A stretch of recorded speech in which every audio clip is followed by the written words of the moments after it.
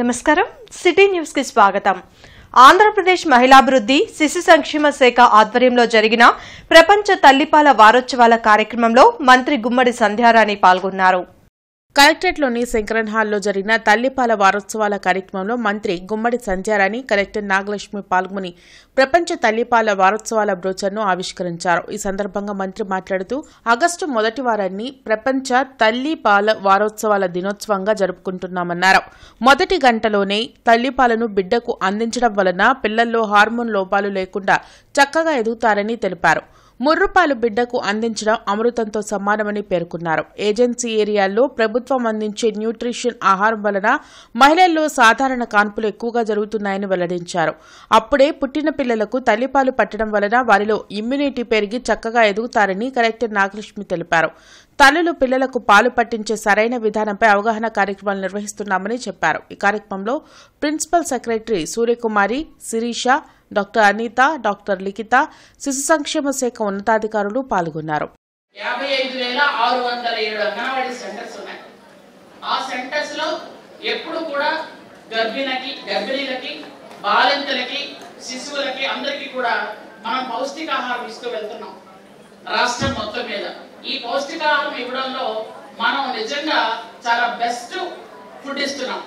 ఆ ఫుడ్ తీసుకున్నటువంటి వాళ్ళందరూ కూడా వాళ్ళు కరెక్ట్ గా మనం ఇచ్చినటువంటి ఫుడ్ తీసుకొని మనం ఇచ్చినటువంటి టాబ్లెట్స్ అంటే విటమిన్ టాబ్లెట్స్ వాడుకుంటూ మనం చెప్పినటువంటి సలహాలు సూచనలు పాటిస్తూ మన అంగన్వాడీ సెంటర్స్ లో ఉన్నటువంటి టీచర్ గాని, ఆయా గాని డాక్టర్ గారి దగ్గర తీసుకెళ్లి డాక్టర్ గారు చెప్పినటువంటి సలహాలు సూచనలు పాటించే వాళ్ళందరూ నార్మల్ డెలివరీ అవుతున్నారు. మీరు నమ్మినా నమ్మకపోయినా బ్రెస్ట్ ఫీడింగ్ మీద ఖచ్చితంగా అందరికీ ఇంకా ఎక్కువ అవేర్నెస్ ఉండాలి. బెనిఫిట్స్ ముఖ్యంగా పిల్లలకి కానీ తల్లులకి కానీ బెనిఫిట్ ఏంటనేది కమ్యూనిటీలో అందరూ కూడా తెలుసుకొని ముఖ్యంగా ఆ ప్రాక్టీస్ని కంటిన్యూ చేసి ఎనేబుల్ చేసేలాగా మనం ఒక సపోర్ట్ సిస్టమ్ని అందించాలనే ఉద్దేశంతో చేసుకుంటూ వస్తున్నాము.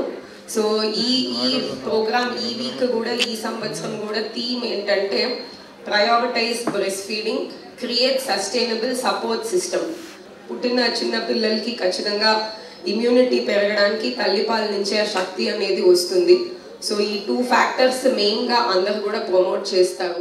ఇంటర్నెట్ చరిత్రలో సంచలనం సిటీ బ్రాడ్బ్యాండ్. ఇప్పుడు ఇంటింటికి ఇంటర్నెట్, సిటీ నుంచి గ్రామం వరకు అదే స్పీడ్. మీరు ఈ రోజే సిటీ బ్రాడ్బ్యాండ్ కుటుంబంలో చేరండి. రాజధాని అమరావతిలో మంత్రి నారాయణ పర్యటించారు. కొండవీటి వాగు, గ్రావిటీ కెనాల్, శాఖమూరు రిజర్వాయర్లను పరిశీలించారు. రాజధాని అమరావతి నిర్మాణానికి సంబంధించిన అన్ని పనులు వేగంగా జరుగుతున్నాయని మంత్రి నారాయణ తెలిపారు. వచ్చే మార్చి కల్లా అధికారులు, ఉద్యోగుల కోసం 4,000 ఇళ్లు పూర్తి చేసి ఇవ్వనున్నట్లు చెప్పారు. అమరావతిలో కాలువలు ఎలా ఉండాలనే దానిపై నెదర్లాండ్స్ డిజైన్ ఇచ్చిందని అన్నారు. అధికారులతో కలిసి అమరావతిలో పర్యటించిన మంత్రి నారాయణ కొండవీటి వాగు, గ్రావిటీ కెనాల్, శాఖమూరు రిజర్వాయర్లను పరిశీలించారు. కాలువలు, రిజర్వాయర్ల పనులు వచ్చే ఏడాది అక్టోబర్ నాటికి పూర్తి చేసేలా ప్రణాళికలు సిద్ధం చేసినట్లు వివరించారు. రైతులకు ఇచ్చిన ఫ్లాట్లలో రోడ్ల నిర్మాణానికి టెండర్లు ఈ నెలాఖరుకు పూర్తి అవుతాయని స్పష్టం చేశారు. ఈరోజు దాదాపు అన్ని వర్క్స్ టేకప్ అయినాయి. బిల్డింగ్స్ అధికారుల యొక్క భవనాలు 4,000 టేకప్ అయినాయి. ఇవన్నీ కూడా మార్చ్ ఎండింగ్ లోపల పూర్తయిపోతాయి. మార్చ్ ఎండింగ్ లోపల 4,000 మంది అధికారుల భవనాలు పూర్తవుతాయి. ఆ విధంగా వర్క్ జరుగుతుంది. అదేవిధంగా రోడ్లు, డ్రైన్స్ చాలా చక్కగా అందరూ టేకప్ చేశారు. ఒక లేఅవుట్ రోడ్స్ ఒక టేకప్ చేయాల్సింది. లేఅవుట్ రోడ్స్ కూడా డిజైన్స్ కూడా ఈ నెలాఖరాకి ఐఐటి వాళ్ళు సబ్మిట్ చేస్తారు. ఈ నేపథ్యంలో ఈరోజు తీసుకుంటే ఇక్కడ మనం ఈ యొక్క అమరావతి క్యాపిటల్ సిటీ డిజైన్ చేసే దాంట్లో కొండవీటి వాగు, పాలవాగు, గ్రావిటీ కెనాల్ అని 3 డిజైన్ చేశారు. ఇవి కూడా డిజైన్ చేయించింది నెదర్లాండ్స్ వాళ్ళ దగ్గర. ఇక్కడ కొండవీటి వాగు అనేది 23.6 కిలోమీటర్లు ఉంది. ఆ వర్క్ టేకప్ చేశారు. ఆ వర్క్ అయితే దాదాపు ఒక 15-20% పూర్తయిపోయింది. రాష్ట్రాన్ని అన్ని విధాలా అభివృద్ధి చేయడమే లక్ష్యంగా కూటమి ప్రభుత్వం పనిచేస్తుందని బీజేపీ రాష్ట్ర అధ్యక్షులు పీవీఎన్ మాధవ్ అన్నారు. గుంటూరులో పర్యటించిన ఆయన రెండల్పేటలోని పుండరీకాక్షయ్య పార్కులో నిర్వహించిన చాయ్ పే చర్చా కార్యక్రమంలో పాల్గొన్నారు. పలు సమస్యలను ప్రజలు ఆయన దృష్టికి తెచ్చారు. ప్రపంచ దేశాలు భారత్కు అండగా నిలవడానికి కారణం ప్రధాని మోడీ అని చెప్పారు. కేంద్రం అందిస్తున్న పథకాలను ప్రజలకు చేరువ చేసేందుకు ప్రతి బీజేపీ కార్యకర్త కృషి చేయాలని మాధవ్ సూచించారు. కార్యక్రమంలో బీజేపీ నేతలు వల్లూరి జయప్రకాష్ నారాయణ, తిరుపతిరావు, ఇతర నాయకులు పాల్గొన్నారు. ఒక నగరానికి కావాల్సిన అన్ని అంశాలు ఆ విధంగా సాచ్యురేషన్ మోడ్లో అంటే మళ్ళీ చేయాల్సిన అవసరం లేకుండా అది గ్రౌండ్ చేసే తీరు అవన్నీ కూడా అద్భుతం. కనుకనే ఆయన ప్రపంచాధినేతగా వచ్చాడు. కనుక ఆయన్ని అనుసరిస్తూ మేము ఆయన్ని ప్రేరణ పొంది మేము పనిచేయాలనుకున్నాం. అందుకే ఈ రోజు చాయ్ పే చర్చ అంటే ఒక సర్వసాధారణమైన వ్యక్తి దేశానికి ప్రధానమంత్రి అయితే ఏం చేస్తాడు, ఏ పరిస్థితులతో అయితే ఆయన జీవించాడో నా పరిస్థితులు ఈ దేశ ప్రజలు అనుభవించకూడదని చెప్పి అన్ని యొక్క ఆలోచనలు కూడా దాని ఆలోచన భాగంగానే ఆయన తీసుకొచ్చాడు. ఆ విధంగా ఇవాళ ఆయన ప్రపంచాధినేతగా ప్రపంచం అంతా ఆయన కొనుస్తుంటారు. అదే సమయంలో భారతదేశం యొక్క జెండా ఇవాళ ప్రపంచంలో బాగా ఎగురుతున్నది. మీ అందరినీ కలవటం, మీరు చెప్పిన అన్ని విషయాలు అంటే మన ఈ పార్క్ సంబంధించిన అంశం కానీ ఇక్కడ వాకింగ్ ట్రాక్ లేదనే అంశం, గుంటూరు సంబంధించిన అనేక విషయాలు తప్పనిసరిగా గుంటూరులో ఉండే సిటిజన్స్ చాలా అలర్ట్గా అవేర్గా అందరికీ ఆదర్శవంతంగా ఉంటారు. జర్నలిస్టుల న్యాయపరమైన డిమాండ్లను వెంటనే పరిష్కరించాలంటూ ఏపీయూడబ్ల్యూజే ఆధ్వర్యంలో డిమాండ్స్ డే కార్యక్రమం నిర్వహించారు. కలెక్టరేట్లో ఏపీయూడబ్ల్యూజే జిల్లా అధ్యక్షులు ఎస్ఎన్ మీరా ఆధ్వర్యంలో జర్నలిస్టుల హక్కుల సాధన ర్యాలీ నిర్వహించి మంత్రి గుమ్మడి సంధ్యారాణికి కలెక్టర్ నాగలక్ష్మికి వినతి పత్రం అందజేశారు. అనంతరం జరిగిన మీడియా సమావేశంలో జిల్లా అధ్యక్షులు మీరా భక్తవత్సలం మాట్లాడారు. నిరంతరం సమస్యలతో పోరాడుతూ సమాజానికి వార్తలు అందించే జర్నలిస్టులకు అక్రిడిటేషన్ కార్డులు ఇవ్వడంలో ప్రభుత్వం అలసత్వం వహిస్తుందని ఆవేదన వ్యక్తం చేశారు. గత సంవత్సర కాలంగా అక్రిడిటేషన్ కార్డులు ఇవ్వకుండా పొడిగించడం దారుణమని అన్నారు. దీనివలన అర్హులైన జర్నలిస్టులకు అన్యాయం జరుగుతుందని, వెంటనే అర్హత కలిగిన ప్రతి జర్నలిస్టుకు అక్రిడిటేషన్ కార్డులు ఇవ్వాలని డిమాండ్ చేశారు. ఈ కార్యక్రమంలో ఐజేయూ సభ్యులు గిరిధర్, జిల్లా కార్యదర్శి రాంబాబు, నగర కార్యదర్శి ఫనీ తదితర నాయకులు పాల్గొన్నారు. అక్రిడిటేషన్ విషయంలో ప్రతి 3 నెలలకు ఒకసారి పొడిగించుకుంటూ పోవడం వలన జర్నలిస్టులు చాలా ఇబ్బందులకు గురవుతున్నారు. గత ప్రభుత్వంలో రాష్ట్ర వ్యాప్తంగా 23,000 అక్రిడిటేషన్ కార్డులు ఉంటే అది 10,000 కుదించడం జరిగింది. దానివల్ల ప్రధాన పత్రికల్లో పనిచేస్తున్న వాళ్ళు, ఛానల్లో పనిచేస్తున్న వాళ్ళు అక్రిడిటేషన్ లేక చాలా ఇబ్బందుల్లో ఉన్నారు. అక్రిడిటేషన్ క్రైటీరియాగా రాష్ట్ర ప్రభుత్వం ఇవ్వటం మూలాన హెల్త్ కార్డులు కానీ, యాక్సిడెంట్ పాలసీలు కానీ, ఇళ్ల స్థలాలు కానీ ప్రభుత్వం ఇస్తున్న రాయితీలు మొత్తం దాని ఆ అక్రిడిటేషన్ కార్డునే క్రైటీరియాగా చూసుకుంటున్నాయి. కనుక ఇప్పటికైనా ఈ ప్రభుత్వం అర్హులైన ప్రతి జర్నలిస్టులకు కూడా అక్రిడిటేషన్ కార్డు మంజూరు చేయాలని ఈ సందర్భం కోరుకుంటున్నాం.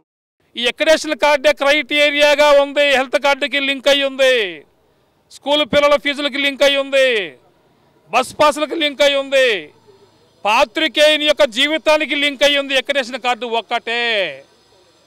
మరి యాక్సిడెంట్ పాలసీ కూడా దీనికి సంబంధించి ఇవన్నిటికి మీద ఆధారపడి జీవిస్తున్నటువంటి పాత్రికేయులు, జీతాలు లేక పనిచేస్తున్నటువంటి పాత్రికేయులు ప్రభుత్వం కనీసం అక్రిడిటేషన్ కార్డు ఇవ్వడానికి కూడా ముందుకు రాకపోవడం చాలా శోచనీయం, చాలా బాధాకరం.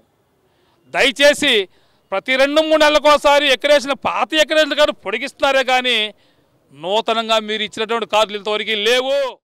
రాష్ట్రంలోని కౌలు రైతులకు అన్నదాత సుఖీభవ వర్తింపచేయాలని కౌలు రైతు సంఘం రాష్ట్ర కార్యదర్శి హరిబాబు డిమాండ్ చేశారు. ఈ సందర్భంగా వారు మాట్లాడుతూ 60-70% భూమిని కౌలు రైతులే సాగు చేస్తున్నారని, వారికి గుర్తింపు కార్డులు, పంట రుణాలు మంజూరు చేయడంలో ప్రభుత్వం విఫలమైందన్నారు. ప్రభుత్వం సత్వరమే స్పందించి కౌలు రైతుల సమస్యలను పరిష్కరించాలని, లేని పక్షంలో ఉద్యమాన్ని చేపడతామని హెచ్చరించారు. రాష్ట్రంలో అధికారంలో ఉన్న తెలుగుదేశం కూటమి ప్రభుత్వం భూస్వాములకి పూర్తిగా లొంగిపోయిందనుకుంటున్నాం. కౌలు రైతులకి అక్టోబర్లో డబ్బులు వేస్తాం, లేకపోతే మిగతా అమౌంట్ జనవరిలో వేస్తూ ఉంటున్నారు. 4-5 ఎకరాలు కౌలు తీసుకున్నటువంటి రైతు సుమారుగా 2 లక్షల రూపాయలు అప్పు తెచ్చుకోవాల్సి వస్తుంది. అప్పు తెచ్చుకుంటే ప్రభుత్వం ఇచ్చే పెట్టుబడి సహాయం ఆ అప్పు తెచ్చిన దానికి వడ్డీ కట్టడానికి సరిపోతుంది. అంటే వ్యవసాయంలో పెట్టుబడి పెట్టడానికి రాష్ట్ర ప్రభుత్వం ఇచ్చేది ఏమీ తోడ్పట్టలేదు. అంటే ఆ పెట్టుబడి ఇచ్చే డబ్బులు ఎవడో వడ్డీ వ్యాపారస్తుడికి మేలు చేస్తుంది, కానీ వాస్తవంగా వ్యవసాయంలో పెట్టుబడులు పెట్టడానికి ఈ రాష్ట్ర ప్రభుత్వం ఇచ్చే అన్నదాత సుఖీభవ ఉపయోగపట్టలేదనేది అనిపిస్తుంది. ఈ సంవత్సరం మీరు చూడండి, వరికి మద్దతు ధర లేదు, 1300కి 1400కి అమ్ముకున్నారు. అట్నే పత్తికి, మిర్చికి మద్దతు ధర లేదు. నల్లబర్లి పొగాకు అయితే ఇంకా 60% పొగాకు రైతుల దగ్గరే ఉంది. కొనలా. నేను 270 కోట్ల రూపాయలు నల్లబర్లి పొగాకు కేటాయించానని చెప్పేసి చెప్తున్నాడు ఆయన. 100 కోట్లు కూడా విడుదల కాల. ఎందుకు ఊరికి ఇట్లా అని చెప్పుకోవటం? ప్రైవేట్ వ్యాపారస్తులు 3,000కి 4,000కి కొనేటువంటి పరిస్థితులు తీసుకొస్తుంది ప్రభుత్వం.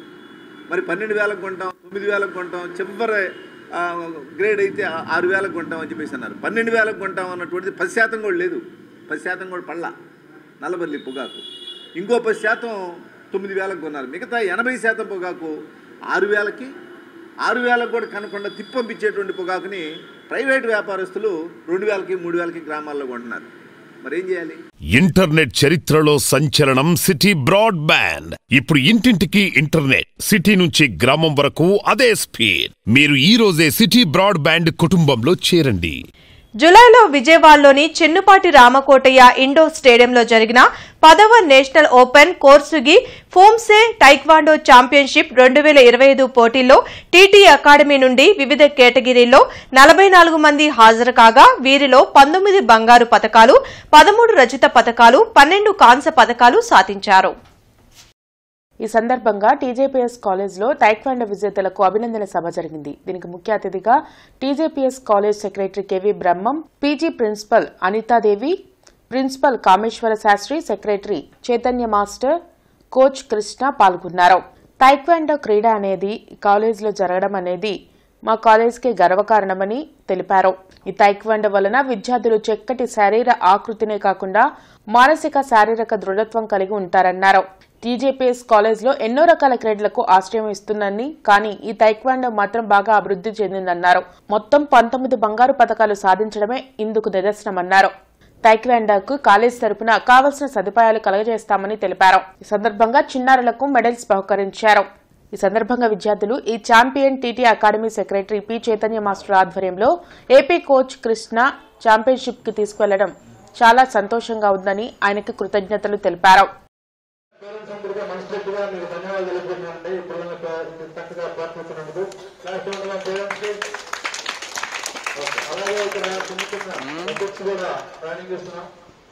అట్లాగే చాలా డిసిప్లిన్ గా కోచింగ్ ఇస్తూ ఎటువంటి ఇబ్బంది లేకుండా పిల్లని ఇక్కడ ముఖ్యంగా ఎక్కువ లేడీస్ గర్ల్స్ చేస్తా ఉంటాం.